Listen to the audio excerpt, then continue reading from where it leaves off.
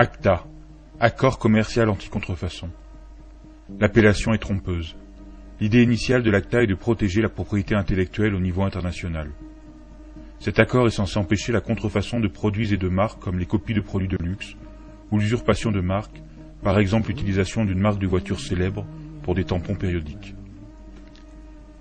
Cela sauvegarderait les investissements dans la recherche et le développement de produits industriels, comme les brevets médicaux ou les produits pharmaceutiques. Cet accord est aussi supposé apporter une aide qualitative aux artistes et aux journalistes, et harmoniser à l'échelle internationale les législations relatives aux droits d'auteur. Ça a l'air bien, n'est-ce pas? Mais il y a un hic. Le dictionnaire anglais-Oxford définit la contrefaçon comme une imitation frauduleuse de quelque chose d'autre. Quand un fichier est copié sur Internet, il est rigoureusement identique à l'original, aucunement une imitation. Ça n'est pas un vol non plus car l'original n'est pas substitué.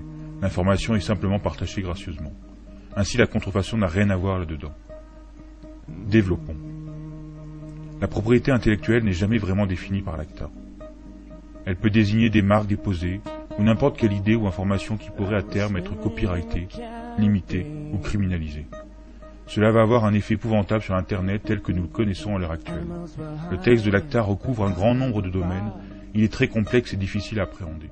Nous allons donc vous montrer ce qui arrivera à Internet en usant d'analogies avec le monde physique. Imaginons que vous payiez un cours de cuisine. Pendant ce cours, vous apprenez à cuisiner un délicieux poulet frit. Vous rentrez ensuite chez vous et donnez la recette à votre femme. Mais voilà où le bas blesse. Pour ACTA, vous êtes maintenant tous deux des criminels car vous avez partagé cette information gratuitement alors que vous seul aviez payé pour l'acquérir. Les accords ACTA sont clairs. Si vous êtes soupçonné de partager des informations relevant du droit d'auteur selon le pays dans lequel vous vivez, vous ne pourrez plus accéder à ce genre de cours, vous écoperez d'une amende ou vous irez directement en prison. Vous vous dites que probablement personne ne découvrira que vous avez partagé le secret du poulet frit dans la sphère privée. Vous avez raison, avec la loi actuelle, personne ne le découvrirait. Mais ACTA s'y attelle par une surveillance excessive.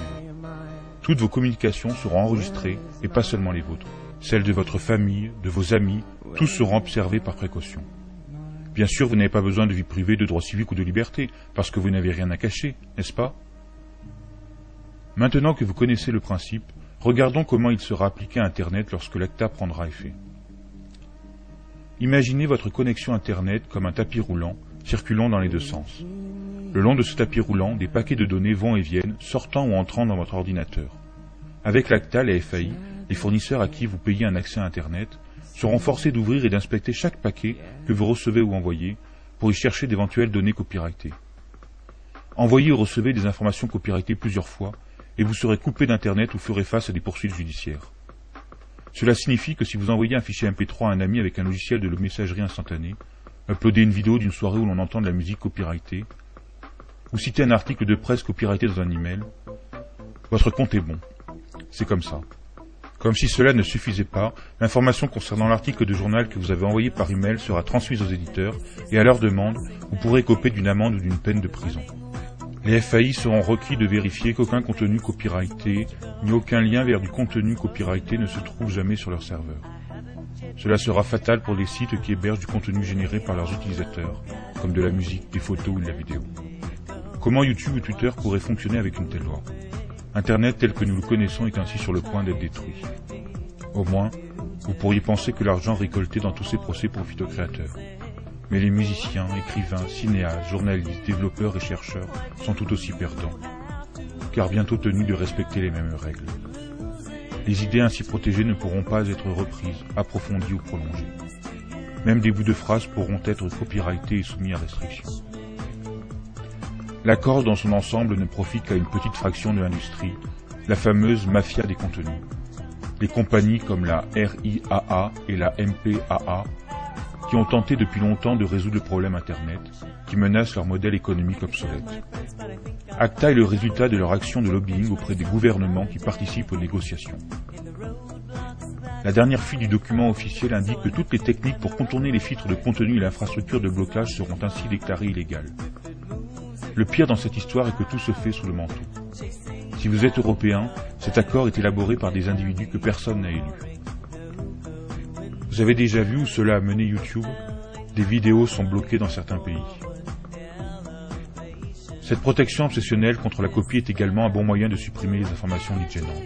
Une fois que tous les filtres internet et les techniques de blocage seront en place, toutes les informations identifiées comme copyrightées pourront être supprimées. Peut-être votre blog critique ou votre compte Twitter, ou la vidéo que vous avez faite sur les élections truquées ou des catastrophes écologiques, ou même les photos de vos chatons. Ok, peut-être pas de vos chatons. À moins que vous ne dessiniez le logo de Coca-Cola sur leur fourrure. Tout cela semble incroyable pour quiconque aurait jeté ne serait-ce qu'un coup d'œil à la façon dont Internet fonctionne. Mais souvenez-vous, ceux qui travaillent sur cet accord n'ont peut-être aucune idée de ce qu'est Internet. Dès que le traité sera signé, leurs règles devront être appliquées. Les conséquences que nous aurons affrontées sont les suivantes. La censure d'Internet, des restrictions à la liberté d'expression, la perte de la neutralité du net due à la restriction d'usage de certains protocoles, une totale surveillance de toutes vos activités en ligne, la perte des libertés et la restriction des droits civiques, des sanctions comme la coupure de votre accès à Internet. Et nous n'obtiendrons rien. Le temps est venu d'agir pour Internet. Googleisez ACTA. Chargez vos tweets et Photoshop. Faites savoir que personne ne déconne avec l'Internet, jusque dans la rue. Stop au Kraken.